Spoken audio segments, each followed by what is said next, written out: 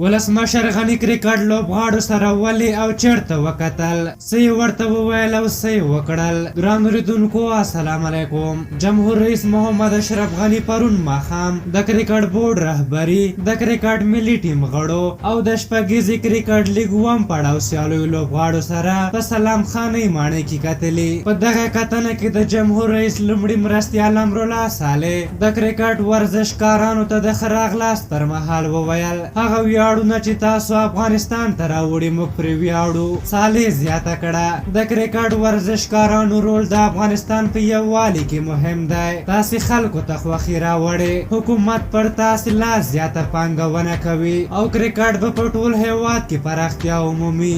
دغه راز جمهور رئیس غني د کرکټ بورډ رهبري پلاوي، د کرکټ ملي ټیم غړو او د شپږیزې لیګ اووم پړاو سیالیو لوبغاړو ته د ښه راغلاست پر مهال وویل تاسې د افغانستان ویاړ او راتلونکی یاست او زموږ ولس ته مو خوښي راوړې. ولسمشر غني زیاته کړه د حکومت رهبري د خدمت ټیم دی او ویاړو چې د ارګ په سلام خانۍ ماڼۍ کې د افغانستان اتلانو ته هرکلی وایو. جمهور رئیس د شپږیزې کرکټ لیګ اووم پړاو سیالیو د هر ټیم نوم واخیسته او ویې ویل په خپلو ټیمونو مو ښکلي نومونه ایښي، ستاسې په رګونو کې د اتلانو وینه جریان لري او دا وطن تل اتلانو ساتلی. هغه زیاته کړه تاسې اوس په بین المللي ډګرونو کې سیالۍ کوئ او د سیالیو له اصولو سره بلد یاست. ستاسې پیاوړې مټې او ځلیدونکې څېرې موږ ته هیله رابخي.